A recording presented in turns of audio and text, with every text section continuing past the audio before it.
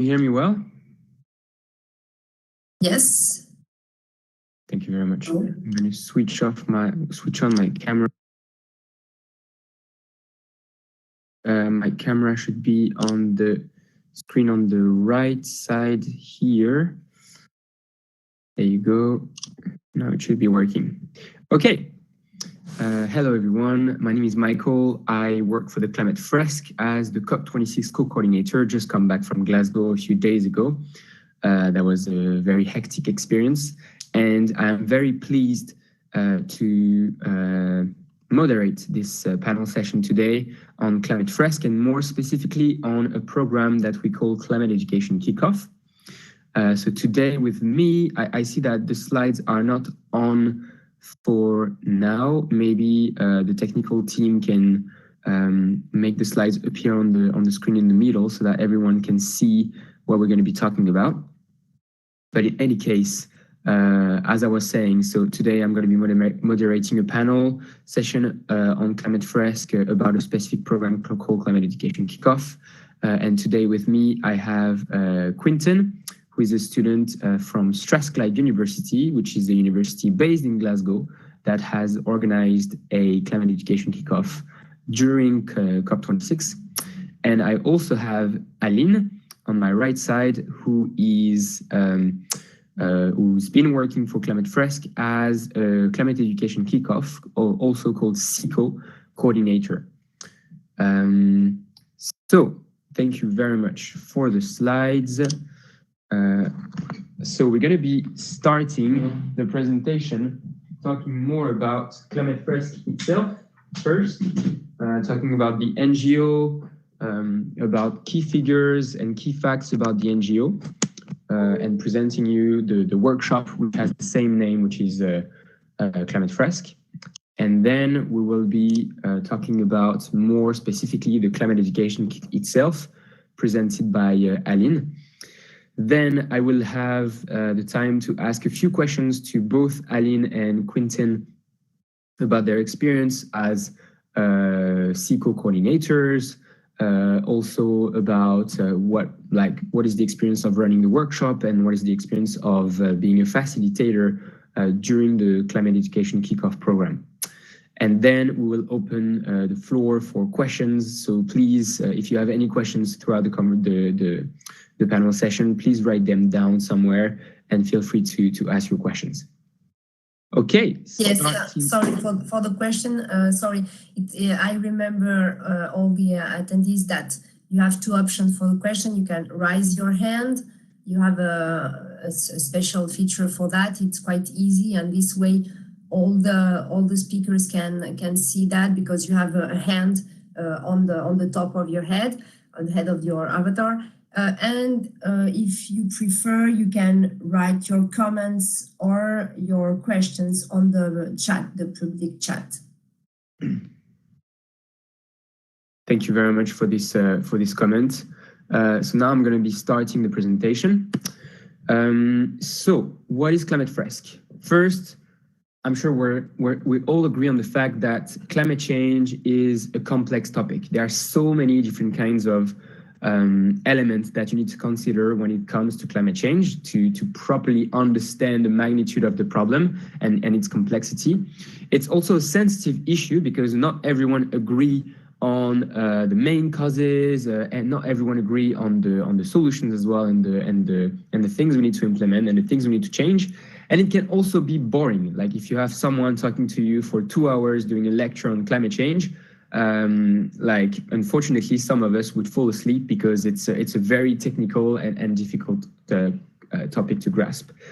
And that's why the Climate Fresk is an NGO which has created a workshop which is fully collaborative. So you have people around the table that will learn about climate change, and all of that is based on the IPCC report. I'm not sure whether you guys are aware of what is the IPCC. It means Intergovernmental Panel on Climate Change. It's a UN body of scientists, well-renowned scientists from all over the world, which are basically analyzing all the scientific literature on climate change in a transdisciplinary way to publish reports that summarizes, that synthesis all the scientific knowledge on climate change.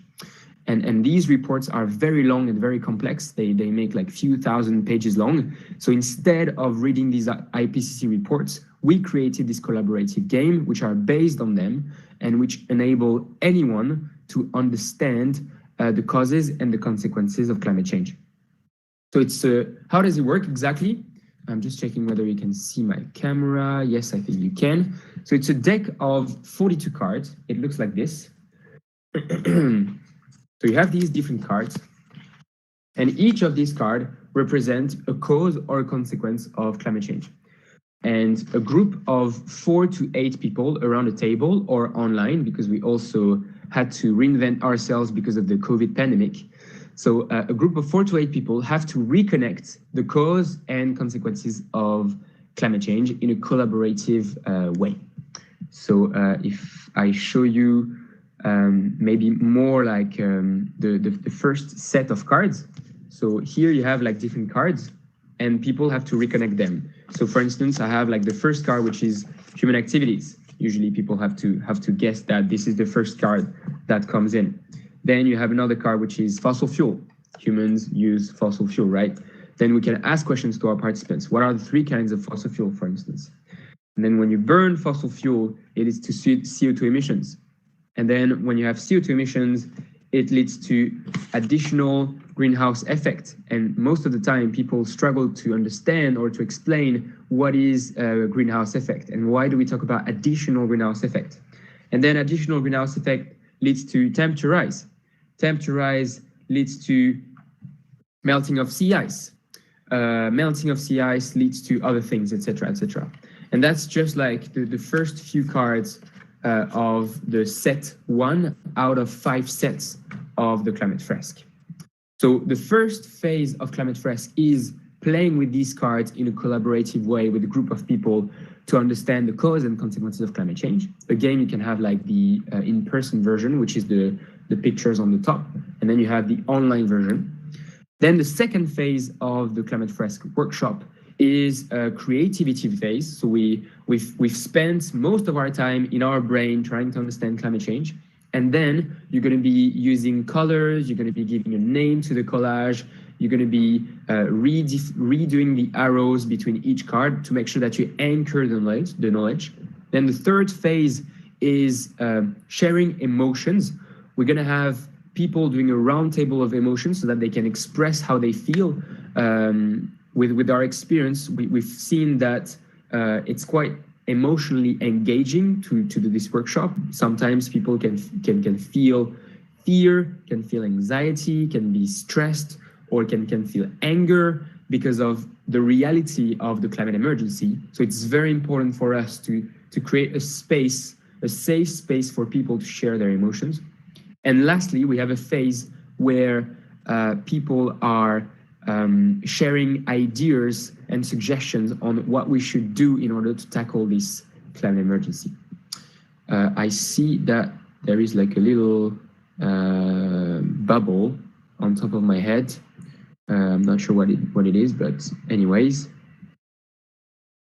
Okay, so now talking about key figures about Climate Fresk, it's a tool which has been growing exponentially. It's only 3 years that the NGO has been created, and already we have 240,000 people around the world who've done the workshop, actually in 50 countries.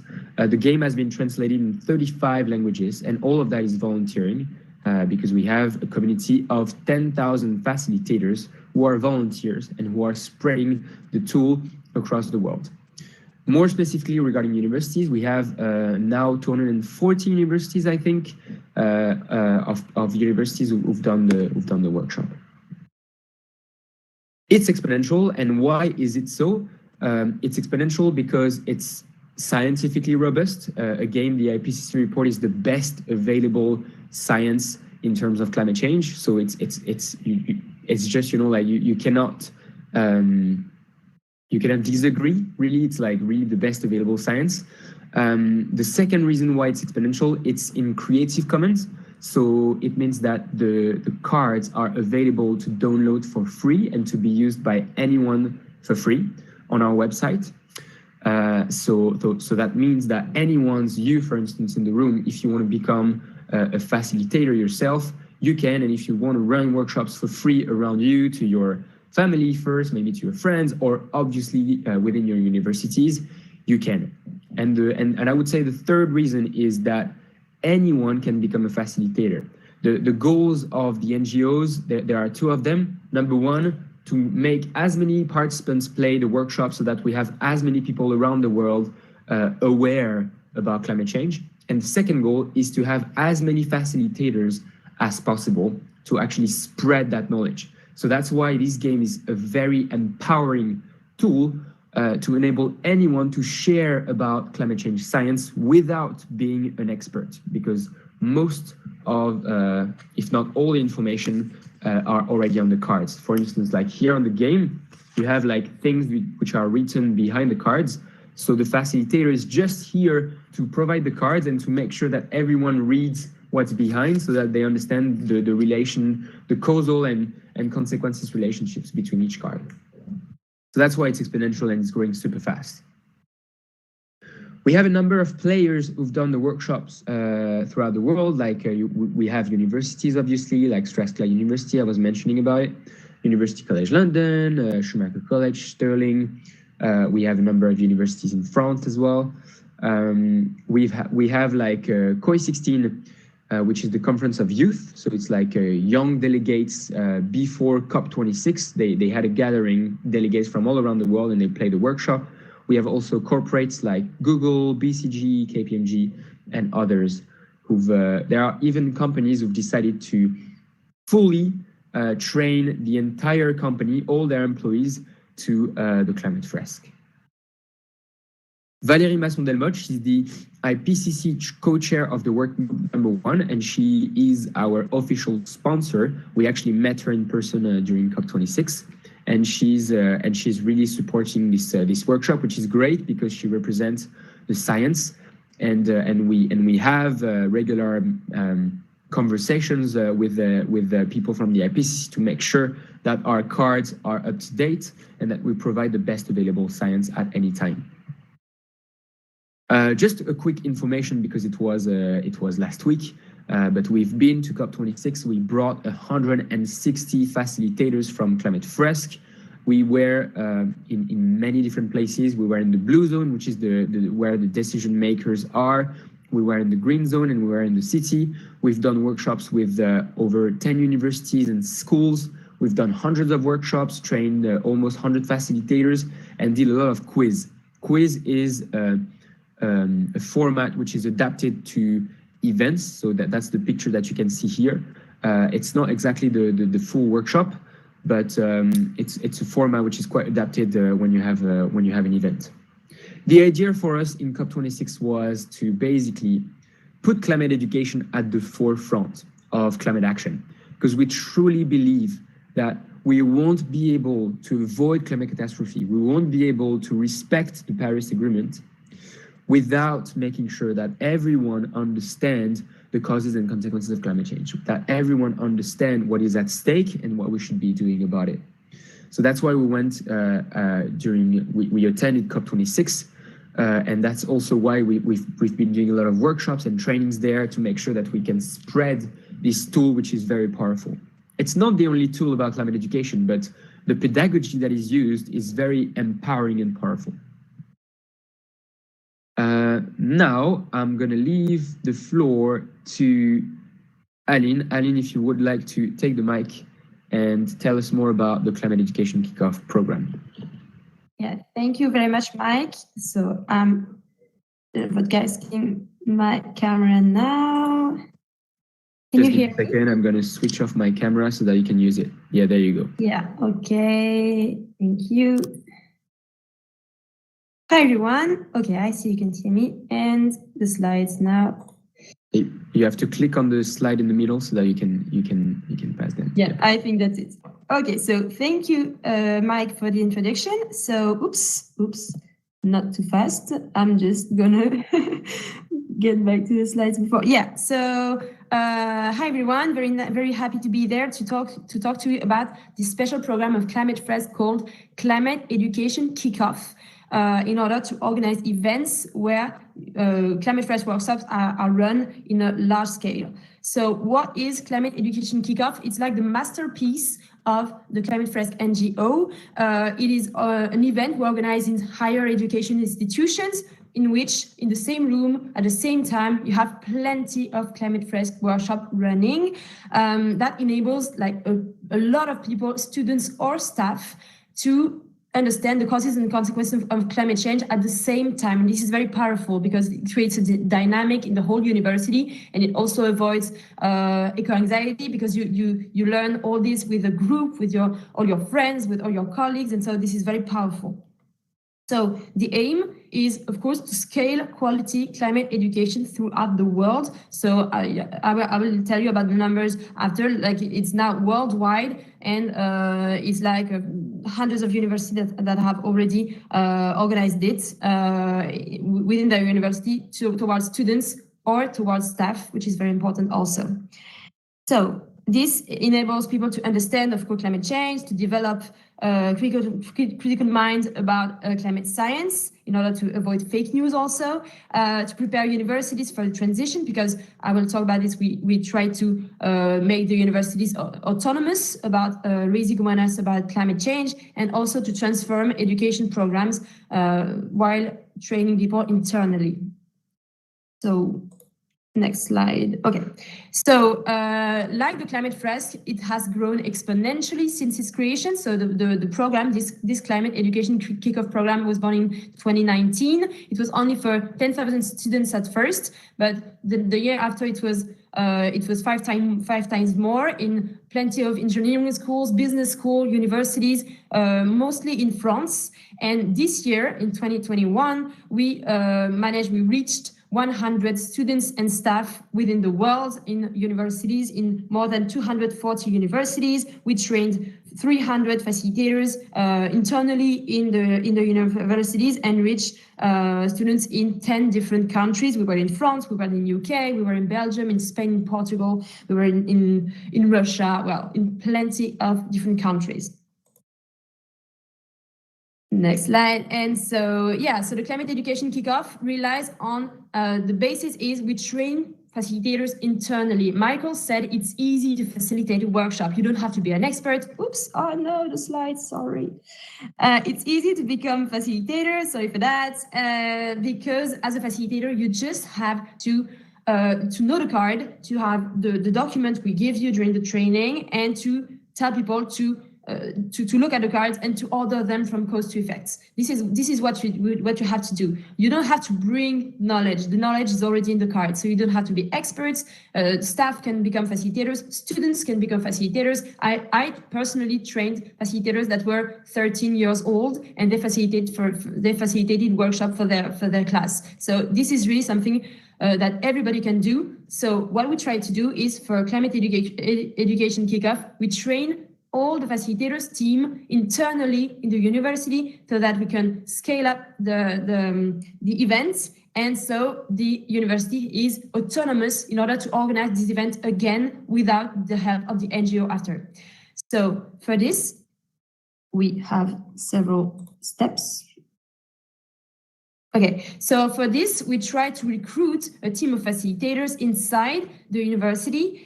So we try to find volunteers, and also this is very empowering for students. So we try to have as many students as possible, and also staff if we can.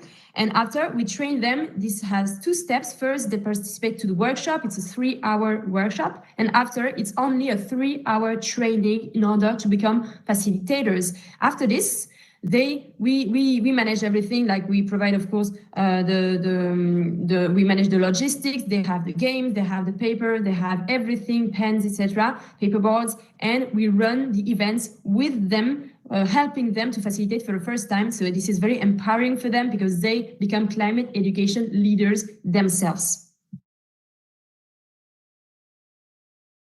Some testimonials about the events. So you have some students that really liked it, some staff that really liked it. Like, it's really like what the word that we hear the most is actually empowering, because people, after learning about climate change, the first reaction is, oh, what can I do? What can I do? And sometimes they're just like, I feel powerless. I don't know what to do. This is too big. Maybe, I don't know, it's local politicians that have to change, or it is companies or the industry. And what we want is people to learn about climate change and to take actions right away. And so what we want is them to feel that they can have an impact. They can become climate education leaders and spread the word themselves. So this is really the key the key subjects of the NGO, actually, like how can we spread widely climate education within universities. And so this is what we use. We train internal facilitators, and so that they can feel better and take actions. And at the end of the workshop also, as we have a big debate about what we can do,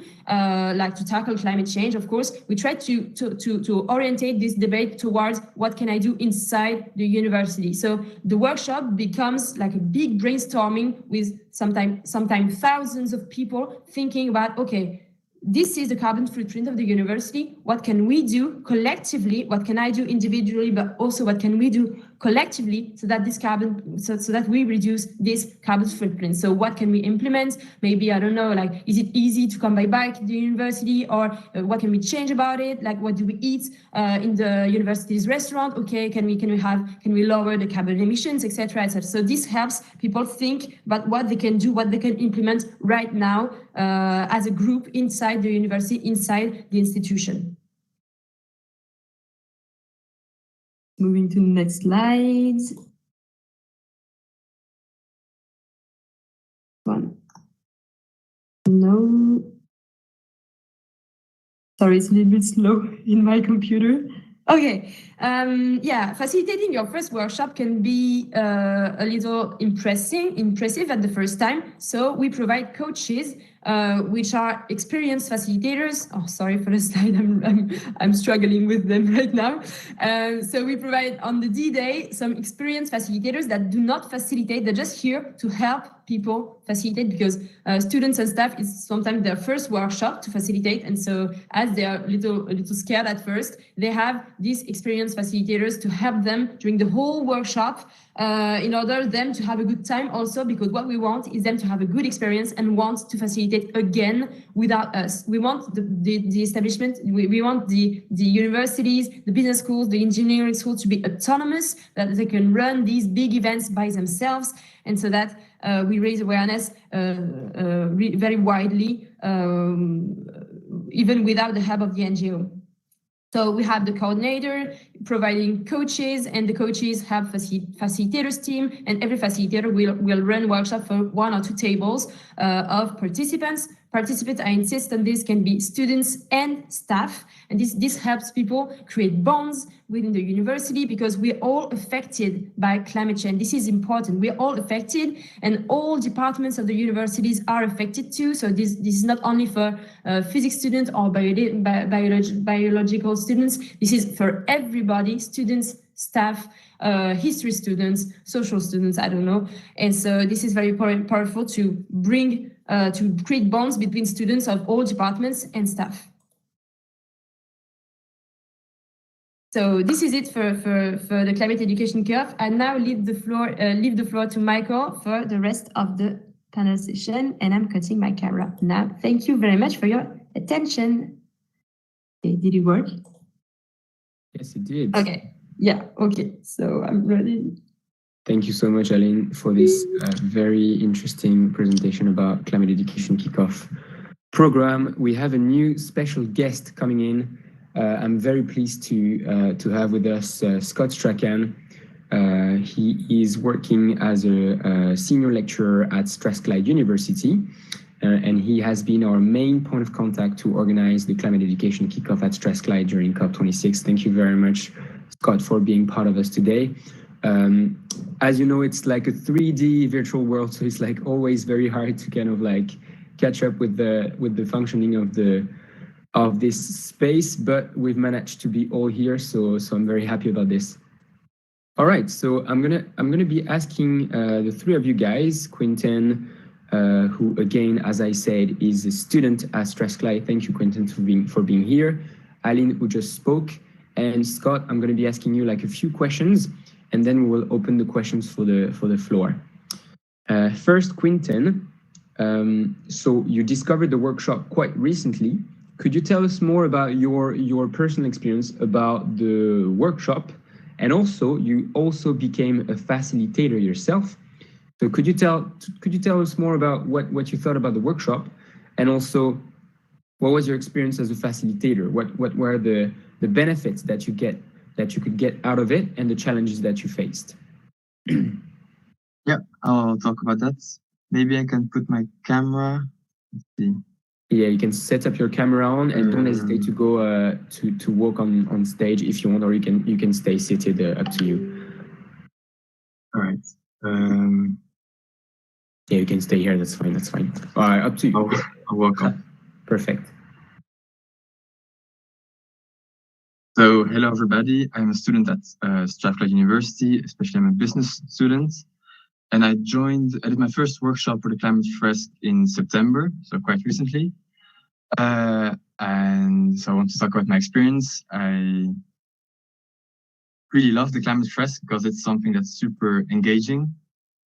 It's not a top-down lecture as we have in university. It's a game. So you have the cards in your hands and you have to connect them with your team of 4 to 5 people. I think it was 5 for me.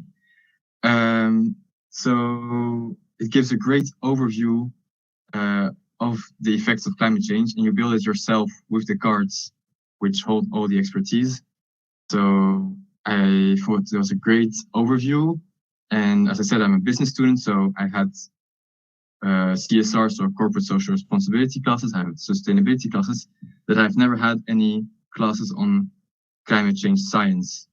And I think that's something that's really lacking. And that's why I decided to become a facilitator at Strathclyde University to do the Climate Fresk, other students and also staff. So I've done that during the SICO, which took place during the COP26.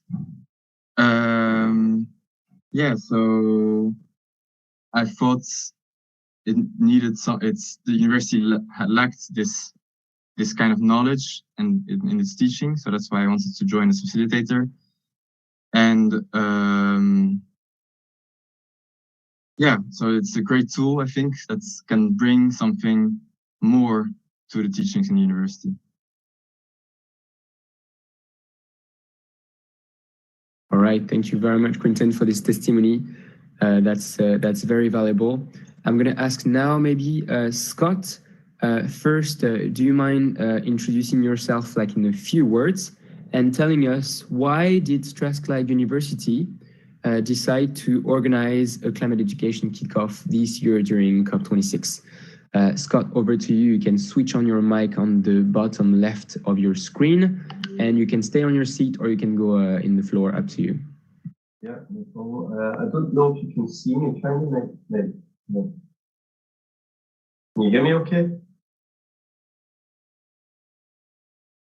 Can you hear me, Michael? Yeah, we can hear you, Scott. Yeah, Yes, we can hear you really well. You can't see me though, no. To switch on your camera, you have to click on the right screen on the floor on the right screen, and then click on switch on your camera. But if it's too complicated, because we didn't have the time to do like the technical brief at the beginning, that's fine. We don't need it necessarily. Oh, actually, there you go. We can see you well. Perfect. Sounds good. Yeah, over to you, Scott. So can you introduce yourself briefly and tell us why did Strathclyde organize a climate education kickoff during COP26 with Climate Fresk? Yeah, no problem. Yeah, thanks for inviting me along today, Michael. So my name is Scott Strachan. I'm a senior teaching fellow in the Department for Electronic and Electrical Engineering at Strathclyde University. And also one of my responsibilities is to help the university embed education for sustainable development in their curricula at undergraduate and postgraduate level. And so we're always looking for new ways, new teaching practices and approaches that can engage our students in all aspects of sustainable development. And obviously, you're in Glasgow in the past 2 weeks, been particularly significant event that everybody had been interested in, and we thought that it was only fitting that we looked for a different type of experience, as Quinten has spoken of there, that we could open up to our students, that we could engage in some climate education. And to be honest as well, we also were keen to give our students an opportunity to come back on campus and see each other, which is something that they've not had much opportunity to do over the past 18 months for obvious reasons. So that was one of the reasons, but also I think we were also mindful that we didn't want this just to be a climate education bubble that would just burst as soon as COP finishes. And everything that we've done at Strathclyde during COP, there has been this word legacy that's been used constantly. So we want to bring in new initiatives, new ways of doing things, particularly around teaching and learning, that can be lasting. And you know, last week was really just the gateway to that. We still have a lot of thinking to do around how we can make this a more sustainable offering in itself at Strathclyde, but we have some ideas.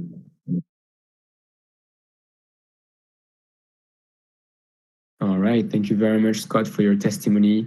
If I can say again, like, it has been an absolute pleasure to work with Strathclyde University to organize this climate education kickoff pilot, bringing together, I think, over 200 participants in total and training over 20 new facilitators internally. So very, very proud and happy that we've been able to achieve this, and looking forward for what's coming next. Now, Aline, as a climate education coordinator, you've had the chance in the past to coordinate a number of different climate education kickoff. What is it, the role of climate education kickoff coordinator? And yeah, do you want to share any experience as a CECO coordinator? Sure, I can. So yeah, like well, at first, as I said, like when you hear about climate change, sometimes you feel powerless, and this was my case. Like when I heard about like the issue, like these terrifying issues of climate change, I felt completely powerless, and I lost maybe 6 months just not knowing what to do. Especially, I was really. I was scared because I just completed my degree, my 5-year engineering degree, and I had like no lesson about climate change, like nothing. So I decided to go to my engineering school again and to organize a climate education kickoff over there, so that I can help people over there to learn about climate change and to maybe implement some changes in the programs. So this is what I did. So in my engineering school, we ran climate education kickoff for almost 100 people at first. It was a pilot, and now we are thinking about doing something bigger now. And after doing this, I learned, like, I developed a lot of competencies because like as a student, I didn't know what to do, and I felt really empowered, like running this event in my engineering school, and then I decided to do in other schools because I felt like maybe it was like a lack of knowledge in many higher education institutions. So in my city, in Tours, in the university, we decided this September to organize a workshop for 2,000 people at the same time. So this was like I'm very proud. It was the biggest CECO ever organized in France and in the world for now. So thanks to this, like the university was very ambitious, and so we had to train more than 300 facilitators. Half of them were internal to the university, so it was like more than 150 people internally in the university that were trained to become Climate Fresk facilitators. And on the 16th of September, we ran these huge workshops with many people from all departments. It was open, like registrations were open for all departments, not only science or physics or biology. It was really for everybody. And we had like 2,000 people that participated. It was face-to-face, so that was really a great event because students were were sick of online sessions. So yeah, it was face to face. It was really cool, and we had this huge brainstorming about what we can do in the university after this. One point which I think was really interesting about this CECO, this Climate Education Kickoff, is as we couldn't find enough facilitators inside the university because we needed 300 people. It was very difficult to find them during summer. We made partnerships with the local ecosystem of the city. So we trained facilitators also outside the university, creating partnerships with local companies, creating training local politicians. So we had like 10 local politicians of the city that became facilitators and that took part in these events. We had maybe 13 people from companies. We had plenty of people from NGOs, local NGOs that also testified after during other events about how people can actually get involved to fight climate change. So this was really a great event. This was even more than a CECO. This was like even after we had lots of events that people can know what to do, become facilitators, or maybe join this NGO or this one. And so this was like a huge event for University of Tours in September. All right, thank you very much, Aline, for this return experience and sharing your experience about the coordination of the Climate Education Kickoff happening in Tours.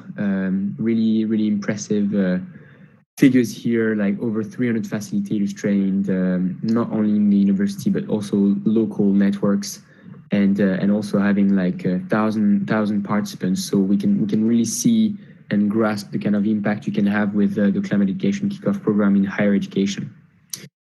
Quinten, so as a student who discovered the Climate Fresk workshop, who trained as a facilitator and who ran several workshops during the Climate Education Kickoff program at Strathclyde during COP26, now that this program is over, COP26 is over, what are your plans as a newly trained Climate Fresk facilitator, and more specifically in Strathclyde? Like, what are you thinking about doing in future? So obviously the CECO we did during COP was a pilot with 200 participants. The University of Strathclyde is much bigger than just 200 students. So we want to expand the reach of the CECO within the university. And to do this, we need to build capacity, basically. We need to train other students or other staff to become facilitators as well. So that's the next step. We're creating a community right now of internal facilitators. We're going to do workshops for other students and train them, so that the next CECO we can do 5 times more students or 10 times more. And of course, on the mid-long term, the idea is that the student will decide that the CECO is great and that they should make it mandatory for all students. So that's where Scott is working on that, on convincing the committee within Strathclyde to promote the CECO and make it a mandatory thing for all students. Thank you very much, Quinten, indeed, for this intervention. Now I'm gonna leave the floor to Scott before opening it for questions to the public. Scott, can you tell us about your vision for the Climate Education Kickoff at Strathclyde from the university staff perspective? You're also the lead for learning in the Center for Sustainable Development, which has been quite active in setting up this Climate Education Kickoff program. So yeah, what's your vision for the CECO at Strathclyde, for Climate Education Kickoff at Strathclyde? And also, the second question would be, why would you advise other universities to do the same? Because I think Strathclyde can be kind of an example for other universities to be running similar programs if they want to spread quality and scalable climate education. Over to you, Scott. Yeah. So we're still at the early stages. I think it's important to acknowledge that we're still at the early stages. We've had this pilot, as Quinten referred to it, and quite appropriately, it was a pilot in the past couple of weeks. But I think it's been very successful. We're still going to conduct some surveys to get some feedback from our students, but certainly, the more immediate anecdotal evidence that we have is that students certainly engaged with it and enjoyed it. So, if the survey results come back as we expect them to, which provides more evidence of that, then we are then in a position to make the case to the relevant committees who deal with teaching, learning and education in our university to take this further. And how we would do that will depend on resources that we have available. We'll also discuss with yourselves at Climate Fresk the experiences you've had of other universities and institutions who have scaled up this particular workshop and how they've done that successfully. And you'll consider very carefully whether those approaches are approaches that fit with Strathclyde and our culture of teaching and learning at Strathclyde as well. But undoubtedly, on a personal level, this is something that I'm very keen to see the university embrace and really take forward and scale up, and who knows, potentially include it in our mainstream offering of our education.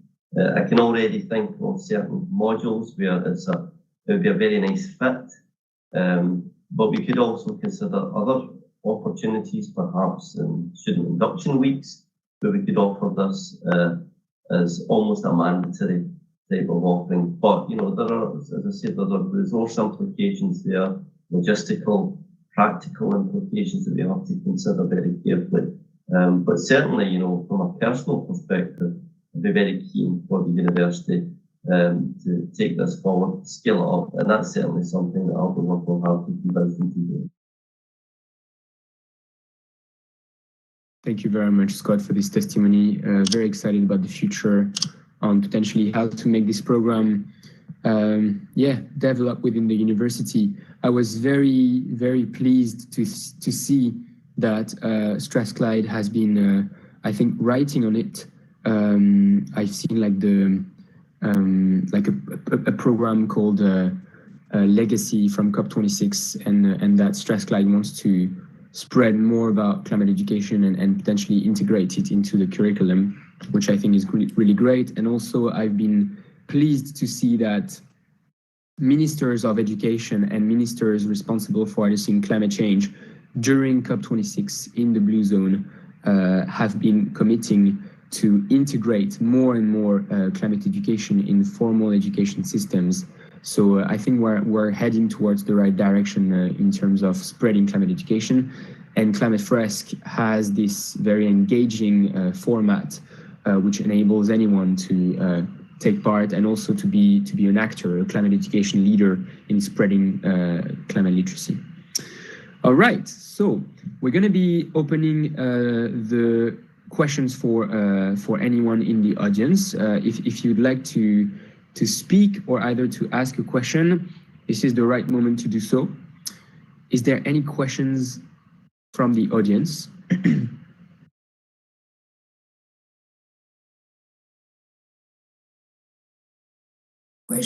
Sorry, could be questions. You can also perhaps share what you are doing, what you have started in your different schools or universities concerning these kind of matters, what your students are asking about these topics. Exactly, yeah. Sharing your own experience within your institution.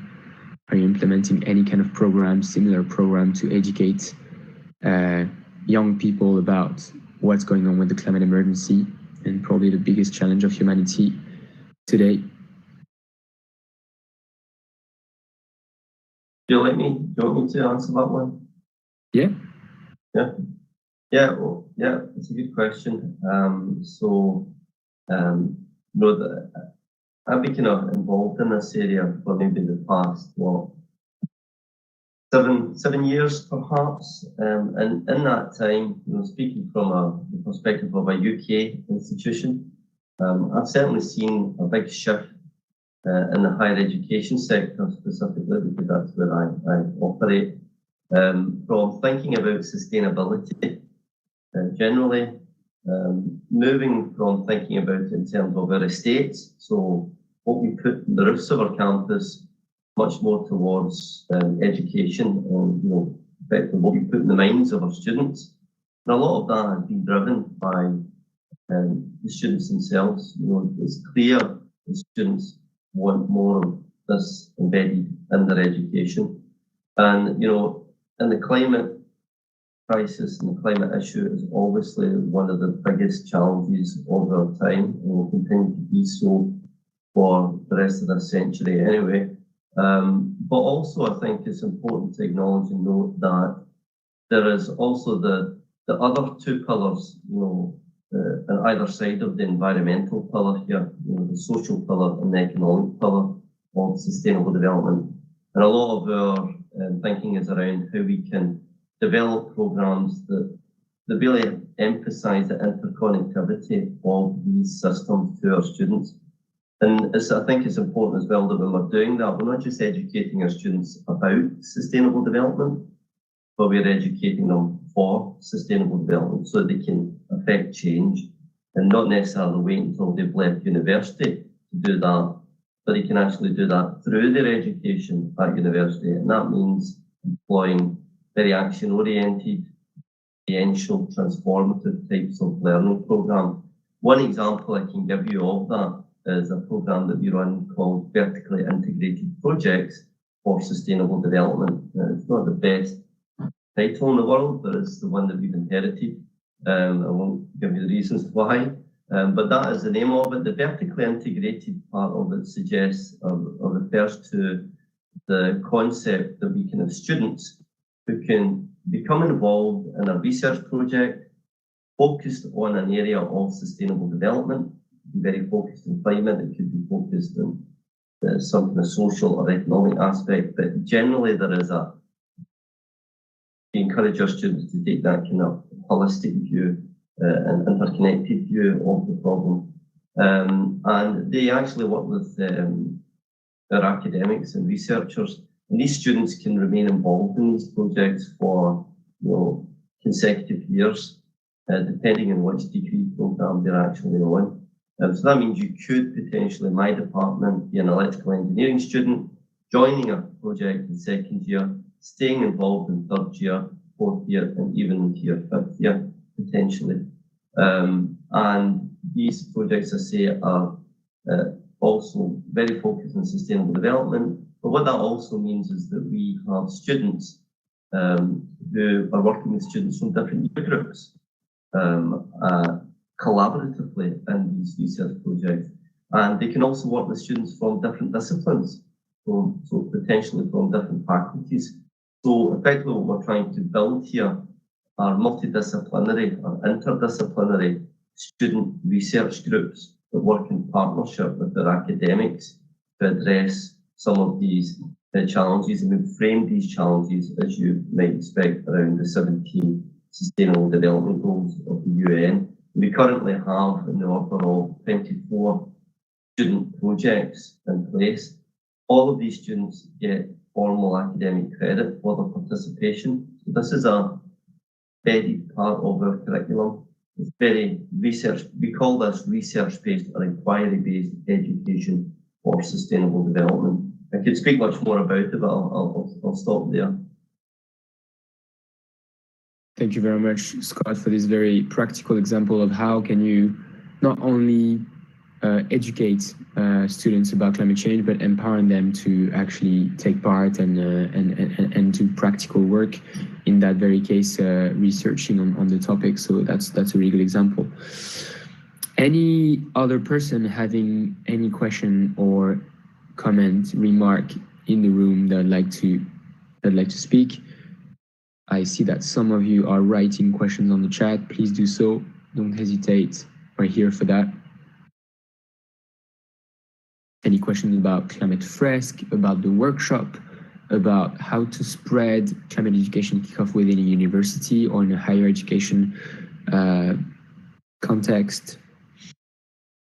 Yes, we have some attendees writing. I take this time to remember all the participants that we are organizing with the Climate Fresk a special workshop dedicated to the attendees of this convention. It will be next week on the 24th of November.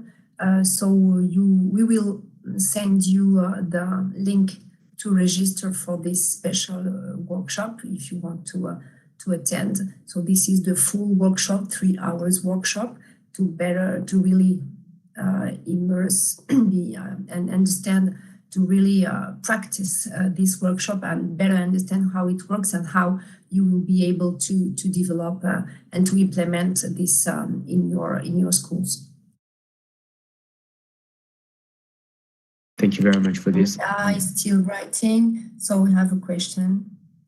So how could I reach Michaël DORE and team so they could give us a talk and explain our professors and students about Climate Fresk? So thank you, Armida Lozano, for these questions and this interest you have. Yeah, thank you very much for the question. We have François MEMBRE in the room right now. He's the head of Climate Education Kickoff, and he has like a dedicated email address. François, could you share with me that email address or post it on the chat so that everyone can know what is the email address where anyone can reach out to us if they are interested to run such a program in their university? And thank you, Armida, again for the question. Yes, thank you, Armida, because I have planned to ask the same for you, all the attendees, to know how to go through and what could be the next step for you if you want to start thinking about how implementing all this in your organizations. Exactly. Thank you, Cécile. So indeed, if you're interested, there is an email address. It's CICO for Climate Education Kickoff, cico@climatefresk.org. And we'll reply as quickly as possible to schedule a call with you and to tell you more about the program and what you can do in your specific context. And for you to know, we will be sending after the convention a special email about the Climate Fresk with all the contact, with all the main links, all the documents you may know to prepare the next steps. Thank you very much, Cécile, for that. Any other questions from the audience? And thank you again, Armida, for your question. Yes, because we have in the audience, we have schools from Russia, from Indonesia, from Kuwait, from Portugal, from Thailand, from Latvia, from Slovenia, from France. So for sure you have start thinking about this in your schools. I know you're really implicated and innovative. We have also person from Kazakhstan. So please, if you don't hesitate sharing with us your questions or the things you have implemented in your schools to connect with this major problem. Yeah. Thank you very much, Cécile, indeed. And I think in terms of ranking, and I would like to thank once again Eduniversal for inviting us today. In terms of ranking, I firmly believe, and there are a number of examples that are popping up here and there in the world that shows that there's going to be more and more interest for university ranking in terms of sustainability education. Because obviously it's like taking care of our planet and making sure that we avoid climate catastrophe is a critical element, and higher education has a massive role to play. So the more universities will play their part and will play a role at the forefront of sustainability and climate education, the better ranked they will be in the future, I am quite sure. Okay, so we're approaching the end of the session. I'd like to invite maybe first Aline to say a very last word. What would you like the audience to remember about about this panel session. And then Quinten as well, a very last word, very briefly, what would you like to say? And lastly, Scott as well. So Aline, over to you in 1 minute. What would you like the floor to remember? Yeah, thank you, Mike. Thank you, Michael. So yeah, if I had like one thing to tell for the end of the session is you're really doing a favor to your students by organizing that kind of event with Climate Fresk or another tool, because it is like these are very scary subjects like climate change, and people can feel, I don't know, paralyzed with fear. So we need them to take actions. We need them we need to empower them so that they understand they can be part of the solution. And so this is like the key, according to me, the key aspect of climate education kickoff. We need people to get involved. So if you don't hesitate to reach us, because you really this is a favor for your students, training them so that they become climate education leaders and they can feel better and they can avoid eco-anxiety or depression, etc. This is so important. So this is what I'm just going to conclude on. Thank you, Mike, for facilitating this whole roundtable.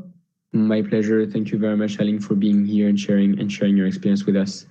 Quinten, over to you. One thing that you'd like the audience to remember about this panel session. Michael, the main thing I think that you should remember is that if you think that climate education is important, you should not wait for the teachers or the university or the lecturers to talk about it. You should just get the means and the tools to do it yourself, to expand the reach of climate education. You can do so with the Climate Fresk, and as a student you can have a lot of impact in this. It's not just teachers who can do this. Couldn't agree more with what you just said, Quinten. Thank you again so much for being here and for sharing your point of view on that, which again I am fully aligned with. Scott, over to you. One last thing that you'd like to share with the audience. Yeah, I would definitely agree with what Quinten has said there. A very good point made there. What I would say is that as an educator operating in this area and speaking with other educators and the whole community around sustainable development and education for sustainable development, of which I see climate education as a key component of, we're constantly looking for ways to do this, ways to engage our students, ways to teach our students, but in a more interactive way than the traditional lecture that we're experiencing virtually here. And so I think this is a tool. Climate Fresk workshops are a very effective tool that can be very useful to educationalists trying to engage our students and also our staff. I think it's worth noting in this very important topic. Many of our staff perhaps aren't so familiar with the intricacies of the physical science around the climate change, and I think that this workshop presents that. Very much using a kind of systems thinking approach. Effectively, you're building a causal loop network. So very much using a systems thinking approach, really breaking down and understanding the physical science of the IPCC reports and climate change, really seeing the causes and effects, positive and balancing feedback loops, and getting an understanding of at which points the actions take, then hand over to the earth systems and the tipping points that can then be switched on. That's one of the biggest takeaways from me from the workshop, really seeing that point when these systems can potentially switch over to runaway climate events. And I think the fact that even the scientists themselves don't know exactly when that might happen. They know they will happen if we keep going about the business the way we do, but there is some uncertainty as exactly when it will happen. I think that is something that this workshop really effectively brings into the discussion. Thanks. Thank you very much, Scott, for this testimony. Again, really couldn't agree more with you. All right, thank you so much, Eduniversal, for this fantastic 3D conference. That was the first time for me. I think it might have been the first time for you as well, Quinten, Aline, and Scott. So thank you again for the invitation. Would be really pleased to have a lot of you playing and discovering the Climate Fresk workshop, as Cécile was mentioning. And please, again, don't hesitate to reach out to us if you're interested in tackling this massive challenge, which is the climate emergency, and you want to get involved with your university. Please reach out to us, CECO, CEKO @climatefresk.org. Thank you very much. Thank you very much to all the speakers, and we are very happy to have managed this session because it's a really important day for us in the program to really focus on the climate education. And we really want this year to take the opportunity of the convention to have a really special moment and to present real and concrete tools, easy to start with for all the schools. It's really easy. All the material, it's in different languages. So whatever you want, wherever you are, we know it's not. We can adapt it even if you are a big school with a lot of students. If you are an online school, if you are a little school, everything it's adapted. All the material is adapted to you. And now, if you can stay with us, we have a video. It's a special video made by a school. This school is from Thailand.